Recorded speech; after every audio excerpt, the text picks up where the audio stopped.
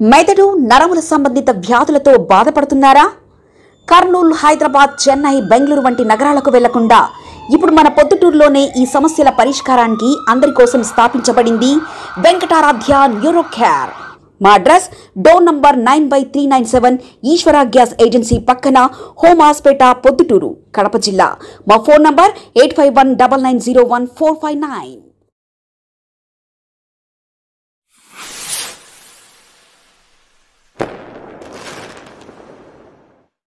ఈ మధ్యకాలంలో జరుగుతుండే కొన్ని సంఘటనలను పరిశీలించిన పిమ్మట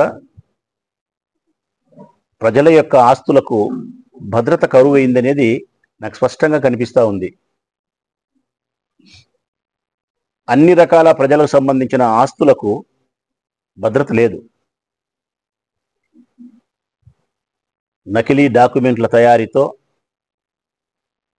నకిలీ సీళ్లు తయారు చేసుకొని అధికారుల యొక్క సంతకాలు కూడా ఫోర్జరీ వాళ్ళే చేసి కష్టపడి సంపాదించుకున్న ప్రజల యొక్క ఆస్తులకు రాబందుల్లాగా వాలే పరిస్థితి ఏర్పడింది పొద్దుటూరు పట్టణంలో. అందుకే బాధ్యత కలిగిన ఓ ప్రజాప్రతినిధిగా, ఓ ప్రతిపక్ష పార్టీ నాయకునిగా, 2 మార్లు ఎమ్మెల్యేగా మీ దయచేత కాబడిన నేను మీ కొరకే ఈ సమావేశం ఏర్పాటు చేసి చెప్తా ఉన్నా. పొద్దుటూరు పట్టణంలో ఎవరైనా ఆస్తులు కొనేటప్పుడు ఖాళీ జాగాలు కానీ, ఆ జాగాలలో చిన్న చిన్నపాటి కన్స్ట్రక్షన్స్ ఏదైనా జరుగుతూ ఉండి కానీ, ఏదైనా కొనాలన్నప్పుడు 1కి 2 సార్లు, 2కు 3 సార్లు ఆలోచన చేసి ఆ పత్రాలను నిశ్చితంగా పరిశీలించి సబ్ రిజిస్టర్ ఆఫీస్లో ఈసీ ఎత్తి లింకు డాక్యుమెంట్ల జోలికి పోయి ఇంకా కొంత లోతుకు ఎవరి ద్వారా అయినా సరే విచారించుకున్న పిమ్మట ఇది సజావైనటువంటి పత్రాలే, ఇది సజావైనటువంటి లీగలైజ్గా ఉండబడిన ఆస్తే అని మీరు ధృవీకరించుకున్న పిమ్మట ఆస్తులను కొనుగోలు చేసే కార్యక్రమము, డబ్బులు కట్టే కార్యక్రమం చేయండి. లేదంటే కష్టపడి మీ రక్తాన్ని చెమటగా మార్చి రూపాయి మీ పిల్లల కోసమని కూడబెట్టుకునే డబ్బును కోడిపిల్లను గద్దదన్నకపోయినట్టు ఇట్లాంటి మనుషులు నిన్న మొన్న జరిగిన ఉదంతాలు చూసినారు కదా. అది ఊహించుకునేదానికి ఎంతో బాధ కలిగే అంశం. ఎట్లా వీళ్ళు మోసం చేస్తున్నారనేది మొన్న నేను చెప్పిన శేఖర్ యాదవ్కి సంబంధించిన ఆస్తికి సంబంధించి ఎట్లా మోసం చేసినారు అనేది శేఖర్ యాదవ్ కూడా చెప్పినాడు. ఇంకా మోర్ ఇన్ఫర్మేషన్ నా దగ్గర ఈరోజు ఉంది కాబట్టి, అంతకు మించినటువంటి సమాచారం ఉంది కాబట్టి వాళ్ళనేదో గబ్బు పట్టేయాలనే ఉద్దేశం కానీ, పోలీసులు ఏదో నిర్లక్ష్యం చేస్తున్నారు కాబట్టి పోలీసు వాళ్ళను విమర్శించాలని కానీ ఈ పాత్రికేయుల సమావేశం ముఖ్య ఉద్దేశం కాదు. ముఖ్య ఉద్దేశం నాకు తెలిసిన సమాచారాన్ని మీకు పంచడం, మిమ్మల్ని జాగృతి చేయడం, మీ ఆస్తులకు భద్రత తీసుకునే విషయంలో మిమ్మల్ని చైతన్యపరిచే పాత్ర పోషించాలని చెప్పి నా దగ్గర ఉండే సమాచారాన్ని మీ ముందుకు తెస్తా ఉన్నా. ఉదాహరణకు శేఖర్కు సంబంధించిన ఆస్తికి సంబంధించే మనం చెప్పినాం. వాళ్ళు ఎట్లా మోసం చేస్తున్నారు, ఏ విధంగా మిమ్మల్ని మోసం చేయబోతారు అనే దానికి ఒక 2, 3, 4, 5 నిమిషాల్లోనే మీకు నేను ఎగ్జాంపుల్ చూపించబోతా. ఇది 1985లో తయారు చేసిన నకిలీ దస్తావేజు. 1985లో ఇది ఎట్లుంటుందంటే ఇట్లా వీళ్ళు చేసినది. ఇది సబ్ రిజిస్టర్ ఆఫీస్లో రిజిస్టర్ కాబడినటువంటి పత్రాల్లాగా తయారు చేసినది. దీంట్లో సబ్ రిజిస్టర్ సంతకం వాళ్ళదే ఉంటుంది, దస్తావేజ్ నెంబరు వాళ్ళే ఇస్తారు, అన్నీ వాళ్ళే చేస్తారు. ఇక్కడ దస్తావేజ్ నెంబర్ అని ఒకటి ఇస్తారు. ఇక్కడ ఏ దస్తావేజుకైనా ఒక నెంబర్ ఇస్తాడు. ఇది ఉంది నా ఏళ్ళు పెట్టే చోట 547 అని. ఏంది దస్తావేజు నెంబర్ అంటే కనుక, మనం సబ్ రిజిస్టర్ ఆఫీస్కి పోయినప్పుడు రిజిస్ట్రేషన్ చేసుకునే క్రమంలో దస్తావేజు కొనుక్కొని స్టాంపులు రాసే అన్నంతా రాసి పెట్టిన తర్వాత ఆ దస్తావేజుకు ఒక నెంబరు, అంటే 2025 సంవత్సరం, ఇది 2025 సంవత్సరం ఈ నెల జూన్ ఈరోజు 27 జూన్ 27వ తారీఖున 2025 సంవత్సరం నేను ఒక ఆస్తిని రిజిస్టర్ చేసుకుంటా ఉండేటప్పుడు సబ్ రిజిస్టర్ ఆఫీసులో నా దస్తావేజుకు ఒక నెంబర్ ఇస్తాడు ఆయన. అంటే అంతకుముందు ఎన్ని రిజిస్ట్రేషన్లు జరిగినాయో ఆ పిమ్మట ఉండేదే నాకు ఒక దస్తావేజ్ నెంబర్ ఇస్తాడు. ఈ దస్తావేజ్ నెంబర్ ప్రకారము వాళ్ళ ఇండెక్స్లు అంతా రిజిస్టర్ అవుతుంది. నేను ఏ ఆస్తి కొనుగోలు చేసినా ఏమనేది ఉంటుంది. లాస్ట్కు ఈ దస్తావేజ్ నెంబర్ కూడా వాళ్ళు వేసినారు 547 అని.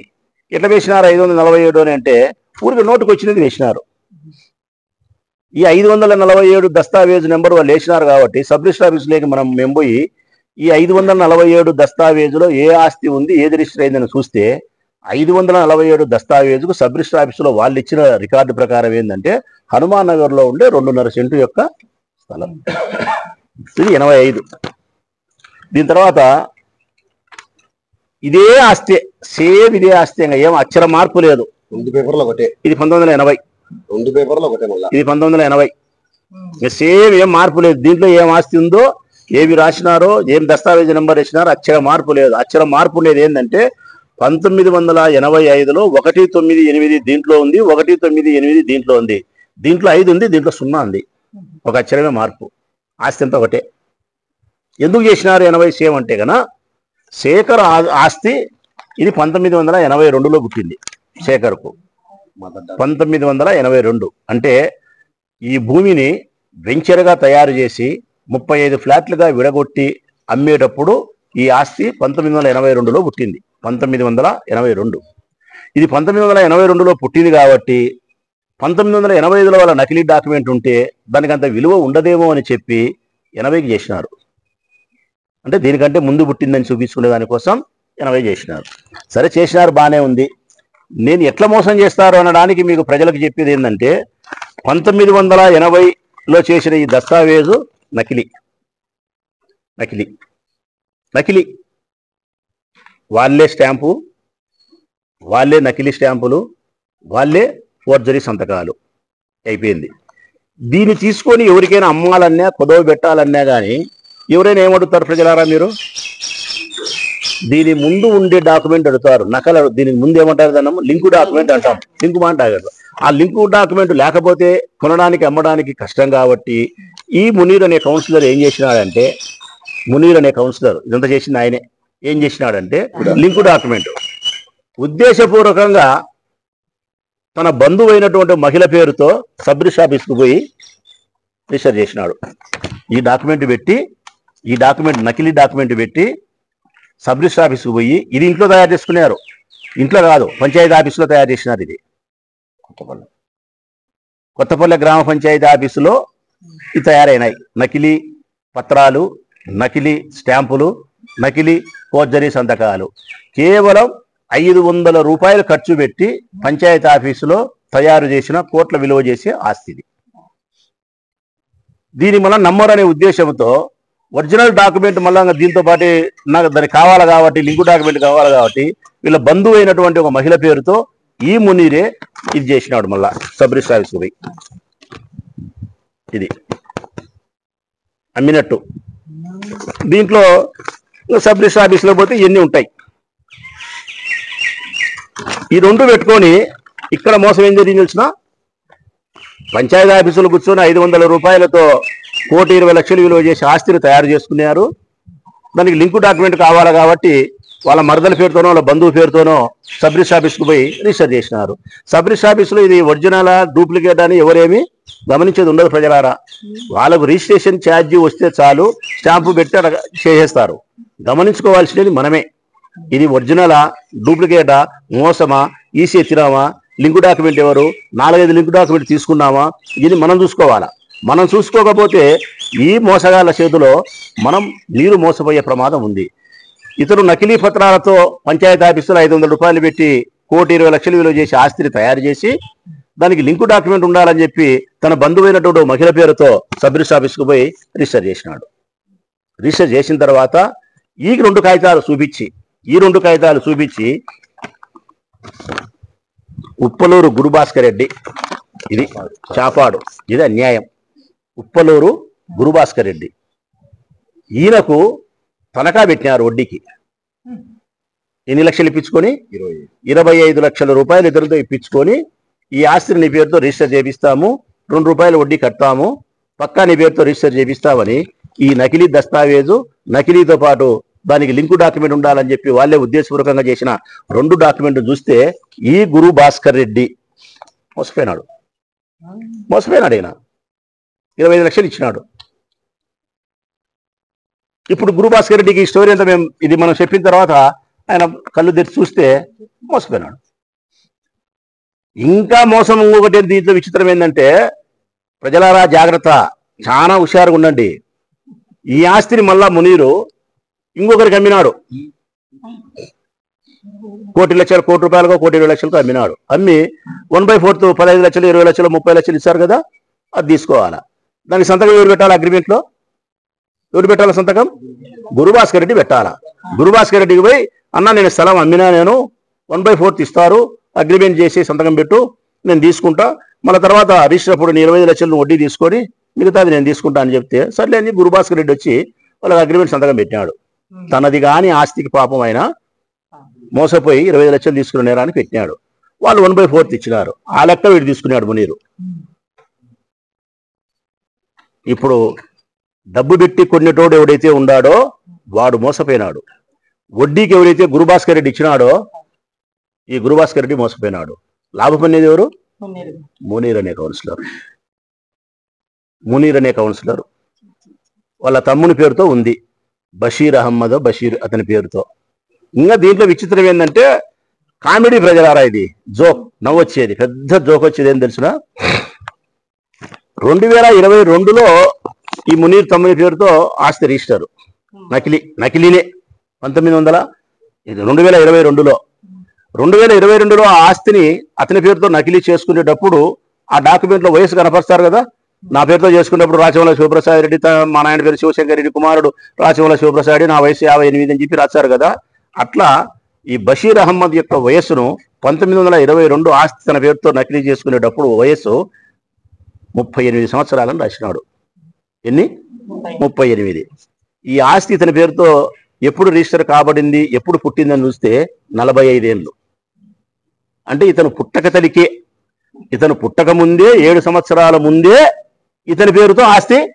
ఏమనాల ప్రజలారా? ఇప్పుడు ఈ 500 రూపాయలు పెట్టి ఎక్కడో ఒక ఆఫీసులోనో పంచాయతీ ఆఫీసులోనో ఇంట్లోనో కూర్చొని అంత ఒక ముఠా కలిసి తయారయ్యి దోపిడీ చేసేదానికి ప్రయత్నం చేసి 1,20,00,000 పెట్టి శేఖర్ యాదవ్ ఆ స్థలాన్ని కొనింది తెలుగుదేశం ప్రభుత్వం అధికారంలోకి వచ్చిన తర్వాత, అంటే 6 నెలల క్రితం కొన్నాడు. తెలుగుదేశం పార్టీ అధికారంలోకి వచ్చిన తర్వాత 1,20,00,000 రూపాయలు పెట్టి తెలుగుదేశం పార్టీకి సంబంధించిన వరదరాజరెడ్డికి సంబంధించిన ముఖ్యమైన మర్యాదస్తులైన రియల్ ఎస్టేట్ వ్యాపారస్తుల దగ్గర కొన్నాడు. దారా భాస్కర్ రెడ్డి బావమర్ది కేశవరెడ్డి దగ్గర. దారా భాస్కర్ రెడ్డి మర్యాదస్తుడు, మంచోడు. వరదరాజరెడ్డికి ఎంతో ముఖ్యుడు, చాలా మర్యాదస్తుడు. ఆ పిల్లోని బావమర్ది కేశవరెడ్డి దగ్గర కొన్నారు. ఆ కేశవరెడ్డి కూడా ఎంత మర్యాదస్తుడు అంటే శేఖర్కి ఫోన్ చేసి 3 రోజుల క్రితం చెప్తున్నాడు, శేఖర్ నువ్వు మంచోనివి, మర్యాదస్తుడివి, సకాలంలో నాకు లెక్కించినావు, ఈ ఆస్తి సజావైనటువంటి ఆస్తి, వాళ్ళు వెధవలు మోసం చేస్తున్నారు, నీకు ఏదైనా ప్రమాదం అనుకుంటే, నీకు ఏదైనా పోలీసులు కానీ మరొకరు కానీ అన్యాయం చేసే పరిస్థితి ఉంటే నా ఆస్తి నేను రిజిస్టర్ చేయించుకుంటా, నీతో నీ డబ్బు 1,20,00,000 నీకు తిరిగి ఇస్తా శేఖర్ అంటున్నాడు అతను. ఇది మర్యాదస్తుడు. మేము మా 10 సెంట్ల స్థలాన్ని తీసుకునే విషయం కోసం ఇంత ఆరాటపడలేదు ప్రజలారా. నిజాయితీ అయినటువంటి మా ఆస్తిని, శేఖర్ అయినటువంటి మా మనిషి యొక్క ఆస్తిని అన్యాయంగా వాళ్ళు తీసుకునే శక్తి వాళ్ళకు లేదు, తీసుకోలేరు. మా తాపత్రయం దీనికోసం కాదు, మా ఆస్తిని సంరక్షించుకునే దానికోసం కాదు.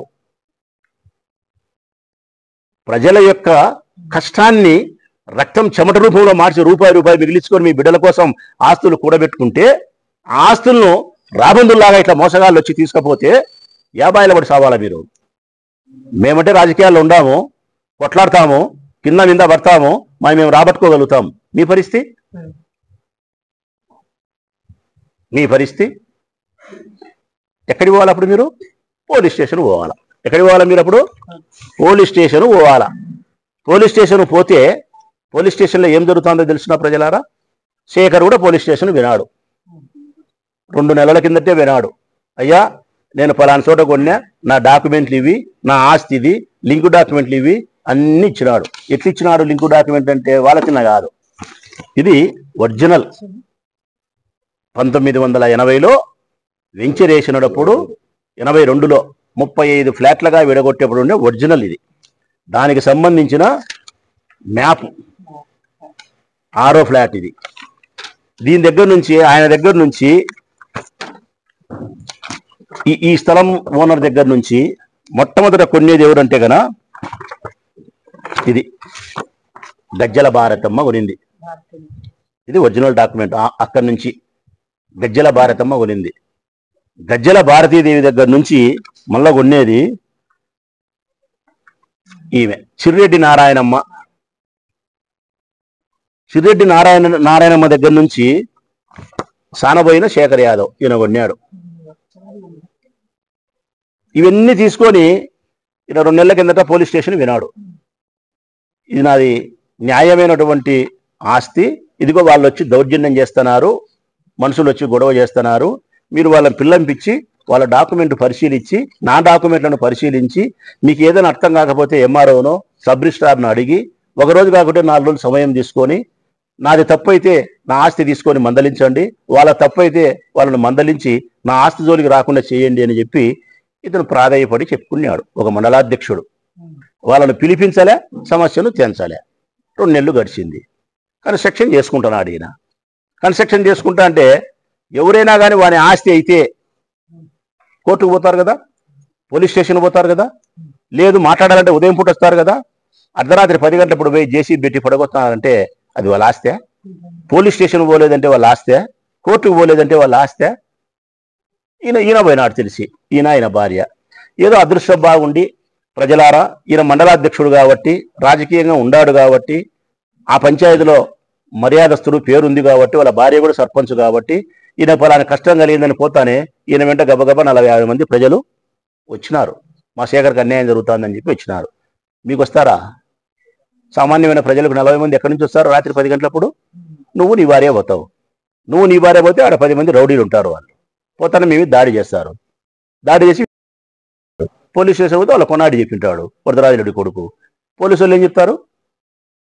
కొన్నాడి చెప్పినాడు కాబట్టి నేనేం చేయలేను అంటారు. ఇది కథ. ఫైనల్ సారాంశం ఏంటంటే మీకు అన్యాయం చేసేదానికి ముఠా ఉంది. ఈ ముఠాను సంరక్షించేదానికి నంద్యాల వరదరాజురెడ్డి కుమారుడు కొండారెడ్డి ఉండాడు. కొండారెడ్డి మాటలకు పోలీసులు జీ హుజూర్, జీ హుజూర్. అప్పుడు నష్టం ఎవరికి జరిగేది? ఈ ప్రొద్దుటూరు పట్టణంలోని ప్రజలకు నష్టం జరుగుతుంది, ప్రజల ఆస్తులకు నష్టం జరుగుతుంది. మీ ఆస్తులకు భద్రత లేకుండా పోయింది. మునీర్ లాంటి విధవలు, వీళ్ళకి సపోర్ట్ చేసే వాళ్ళు వెనకలు ఎవరైతే సర్పంచులు ఇంకొకరు ఉండారో వీళ్ళకు మద్దతు ఇవ్వకుండా ఉండాల్సిన బాధ్యత ఎమ్మెల్యే కుమారునికి ఉంది. పోలీసుల పైన ఒత్తిడి తీసుకురాకుండా ఉండాల్సినటువంటి నైతిక బాధ్యత వీళ్ళకు ఉంది. పోలీస్ శాఖకి సంబంధించి చెప్తా ఉన్నా, నేను ఎస్పీ గారికి వినయపూర్వకంగా విజ్ఞప్తి చేస్తా ఉన్నా. ప్రొద్దుటూరు పట్టణంలోని పోలీస్ శాఖ పైన నంద్యాల కొండారెడ్డి గారి యొక్క పెత్తనం, నంద్యాల కొండారెడ్డి గారి యొక్క ఇన్ఫ్లుయెన్స్ ఎక్కువైంది. ఎస్పీ గారు, ఈ ప్రొద్దుటూరులో ఉండే పోలీసులకు పై అధికారి ఎస్పీ గారా కొండారెడ్డి? పోలీసుల పైన రాజకీయ నాయకుల జోక్యం ఎక్కువైనంత కాలము సమాజానికి కీడు జరుగుతుంది. ప్రజలారా, న్యాయం ధర్మం ఉండే మనుషులకు భద్రత, ఆస్తులకు భద్రత, స్వేచ్ఛకు కరువు అన్ని సంభవిస్తాయి. పోలీస్ శాఖ పైన రాజకీయ నాయకుల జోక్యం మెండుగా ఉండకూడదు. ఒకవేళ ఎప్పుడైనా ఏదైనా అధికారులతో మనం ఫోన్ చేసి మాట్లాడినా, కలుసుకొని మాట్లాడినా కూడా సమాజ హితం కోసం ఇద్దరు కలిసి ధర్మం కోసం, న్యాయం కోసం, చట్టాన్ని సంరక్షించడానికే పనిచేయాలా. ఈ ప్రొద్దుటూరులో భూ ఆక్రమణలు ఆగిపోవాలన్నా, ఈ నకిలీ దస్తావేజుల యొక్క ర్యాకెట్ సమూలంగా నాశనం కావాలన్నా, ఈ ప్రొద్దుటూరు యొక్క ఇష్యూ పైన ఎస్పీ గారు ప్రత్యేకమైనటువంటి దృష్టిని సారించాలా. ఎస్పీ గారు ప్రొద్దుటూరుకి రావాలా, సంబంధించిన పోలీసు వారి దగ్గర కూర్చొని సమగ్రమైన సమాచారాన్ని తీసుకోవాల్సిన బాధ్యత ఆయనకుంది. ఇది ఒకరికి సంబంధించిన 10 సెంట్ల వ్యవహారం కాదండి ఎస్పీ గారు. మా 10 సెంట్ల కోసమైతే ఇంతగా నేను మాట్లాడను. మాదేం పోలే, మా దగ్గరనే ఉంది. ఇప్పుడు ఇంకా చాలా జరుగుతారా ఈ ఊర్లో? ప్రజల యొక్క ఆస్తులకు భంగం కలుగుతూ చాలా జరుగుతున్నాయి. కేవలం 500 రూపాయలతో నకిలీ పత్రాలు సృష్టించి ఒక ఆఫీసులోనో రూమ్లోనో కూర్చొని 1,20,00,000 రూపాయల ఆస్తులు మాయే అని చెప్పి ఒకరికి కొదవబెట్టి 25 లక్షలు తీసుకుంది. ఇంత సమాచారాన్ని మేము ఇచ్చినాం. నిజంగా పోలీసులు మంచి వాళ్ళే అయితే, చట్టాన్ని కాపాడే వాళ్ళే అయితే గన ఈ పత్రాలన్నీ సబ్ రిజిస్టర్ ఆఫీస్ ద్వారా అంత సమాచారం ఈరోజు తీసుకున్నారు. నేను ఇంత సమాచారం ఇచ్చినా గురుభాస్కర్ రెడ్డిని పిలిపియాలా, చాపాడు సంబంధించిన గురుభాస్కర్ రెడ్డిని పిలిపించి నీ దగ్గర వీళ్ళు 25 లక్షలు తీసుకున్నారో ఆయకం పెట్టినా లేదని కనుక్కొని తర్వాత ఇంకొకరి పేరుతో ఎవరికైతే అమ్మినారో రీసెర్చ్ చేయించడానికి అగ్రిమెంట్ చేసినారో వాళ్ళని పిలిపించి ఇదంతా తోడితే ఒకదానికోటి బయటికి రాదా? ప్రజల ఆస్తులను ఈ విధంగా మోసం చేసి కాజేసే వాళ్ళను ప్రజలే తన ఆస్తులను కాపాడుకునే దానికి 1-3 సార్లు జాగ్రత్త పడాల్సిన పరిస్థితి ఉందా? నేను ఫైనల్గా ప్రజలకు చెప్పేది, మీరు ఈ ప్రొద్దుటూరు పట్టణంలో ఆస్తులు ఎక్కడైనా కొనుగోలు చేసేటప్పుడు ఈ నకిలీ దస్తావేజుల ముఠా ఉంది కాబట్టి, ఇదిగో ఇంత ఉదంతం మీకు చెప్పినా కాబట్టి 1-3 సార్లు మీరు పత్రాలను పరిశీలించి జాగ్రత్త పడిన తర్వాతనే ఆస్తులను మీరు కొనండి అనేది ఒకటి చెప్తాను.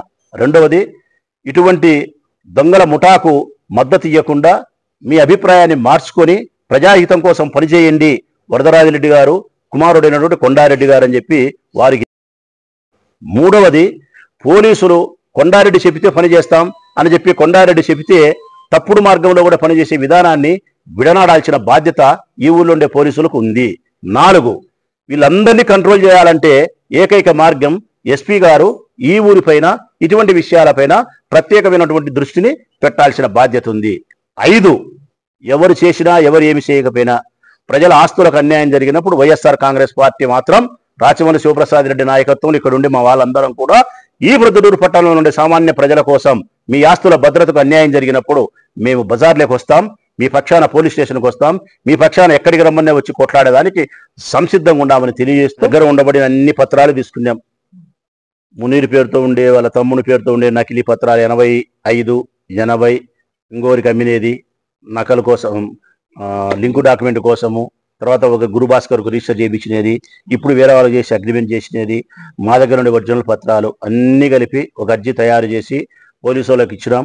సబ్ రిజిస్టర్ ఆఫీసులో కనుక్కోబన్నాం, అంత తీసుకొని నిగ్గు తేల్చామని చెప్పినాం. ఈ నిగ్గు తేల్చేదానికి ఏమీ లేదు, వాస్తవానికి అయితే 1 గంట కూడా లేదంతా మా దగ్గరనే ఉంది. ఇప్పుడు కూడా నిగ్గు తేల్చకుండా ఇంకా నానబెట్టి వాళ్ళు నోటీసులు ఇచ్చి ఈ స్థలంలోకి నువ్వు దిగొద్దు వాళ్ళు దిగొద్దు అంటే ఇంతకంటే అన్యాయం మరొకటి లేదు. పోలీసులారా, మెట్టుతో బూటుతో అనండి మా తప్పుంటే, అంతే తప్ప వానికి నోటీస్ ఇచ్చినాం నీకు నోటీస్ ఇచ్చినాం భూమిలోకి స్థలంలోకి దిగొద్దంటే అన్యాయం. 1 రోజు 2 రోజులో 3 రోజుల్లో మీరు నిగ్గు తేల్చేంత దిగొద్దంటే దిగకుండా ఉంటాం. కోట్ల రూపాయలు పెట్టి మా ఆస్తి పెట్టుకొని మేము కన్స్ట్రక్షన్ చేసుకుంటా అంటే మీరు దిగొద్దని చెప్పి సంవత్సరాలు 6 నెలలు పెడితే అది న్యాయం కాదు. ఆ పని మీరు చేయొద్దు.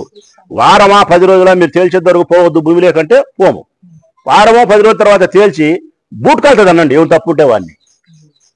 ఈ విషయం పైన మా దగ్గర ఉండే సమాచారంతో డిఎస్పీ గారిని కలిసి బంగారెడ్డి వైస్ చైర్మన్, కౌన్సిలర్లు, శేఖర్ యాదవ్ మండలాధ్యక్షులు కలిసి డిఎస్పీ గారికి అర్జీ ఇస్తున్నాం. స్టాంప్ అండ్ రిజిస్ట్రేషన్ ఐజీ కూడా పర్సనల్గా శేఖర్ యాదవే కలిసి వాళ్ళకు కూడా అర్జీ ఇస్తున్నాం. ఎస్పీ గారికి కూడా కాపీ టు ఎస్పీ గారికి కూడా అర్జీ పంపిస్తున్నాం. దీని మీద మేము లీగల్గా ఎంత దూరం పోరాడాలనో అంత దూరము పోరాడతాం. మా 10 సెంట్ల స్థలం కోసం కాదు, మా స్థలం మా దగ్గరనే ఉంది.